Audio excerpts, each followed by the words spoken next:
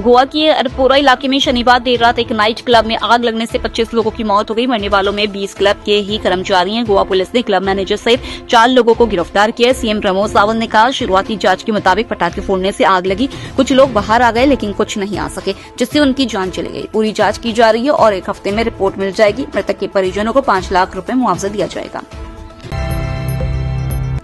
उत्तराखंड में केंद्र और राज्य सरकार की महत्वाकांक्षी गंगोत्री हाईवे परियोजना यानी ऑल वेदर रोड के खिलाफ संघ यानी आरएसएस खुलकर विरोध में आ गया है। आरएसएस के सह सरकार्यवाह डॉक्टर कृष्ण गोपाल और भाजपा के वरिष्ठ नेता व पूर्व केंद्रीय शिक्षा मंत्री मुरली मनोहर जोशी ने परियोजना के तहत 7000 देवदार के पेड़ों को काटने का विरोध किया है। इसके बाद रविवार को उत्तरकाशी के हर्षिल में 100 से ज्यादा लोगों ने देवदार के पेड़ों को रक्षा सूत्र बांधा।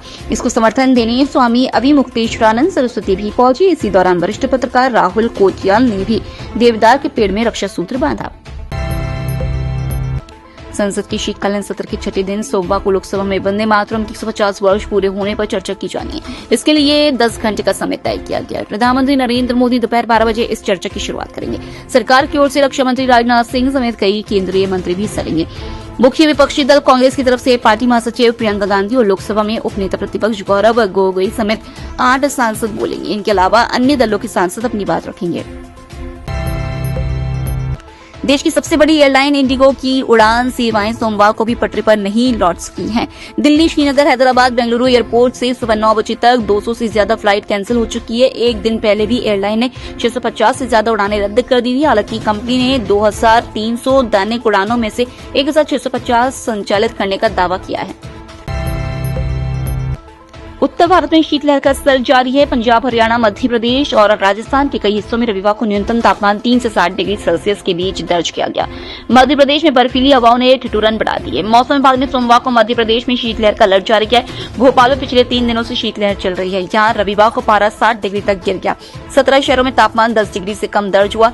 ग्वालियर, चंबल, उज्जैन और सागर संभाग में शीतलहर का असर सबसे ज्यादा है। भारतीय महिला क्रिकेटर स्मृति मंधाना और सिंगर पलाश मुछाल की शादी कैंसिल हो गई। स्मृति और पलाश ने इंस्टाग्राम पर स्टोरी लगाकर इसकी जानकारी दी। दोनों की शादी 23 नवंबर को होनी थी। संगीत से लेकर हल्दी के कार्यक्रम हो चुके थे। भारत की तैयारियां चल रही थी। ऐसे में 30 नवंबर की सुबह स्मृति के पिता को हार्ट अटैक आने के बाद शादी पोस्टपोन कर दी गई थी। थाईलैंड और कंबोडिया के बीच एक बार फिर हिंसा भड़क गई है। सोमवार सुबह थाईलैंड ने कंबोडिया के ठिकानों पर एयर स्ट्राइक की। थाईलैंड का कहना है कि उसने सिर्फ 19 सैन्य ठिकानों एयर स्ट्राइक की है। यह हमला ऐसे समय में हुआ जब कुछ महीने पहले ही दोनों देशों के बीच अमेरिका के राष्ट्रपति डोनाल्ड ट्रंप की मौजूदगी में शांति समझौता हुआ था। उस वक्त 5 दिन चली लड़ाई में 30 से ज्यादा लोग मारे गए थे, जबकि हजारों लोगों को घर छोड़ना पड़ा था। रूस के राष्ट्रपति व्लादिमीर पुतिन की भारत यात्रा के दौरान दोनों देशों के बीच चेन्नई व्लादिवोस्तोक कॉरिडोर को लेकर चर्चा हुई। ये कॉरिडोर सिर्फ 10,370 किलोमीटर लंबा होगा, जिससे भारतीय जहाज औसतन 24 दिन में रूस पहुंच सकेंगे। फिलहाल भारत से रूस के सेंट पीटर्सबर्ग तक सामान भेजने के लिए जहाज को लगभग 16,060 किलोमीटर की लंबी यात्रा करनी पड़ती थी, जिसमें करीब 40 दिन लग जाते हैं। यानी यह नया रूट लगभग 5,700 किलोमीटर छोटा है और भारत को सीधे 16 दिन की बचत होगी।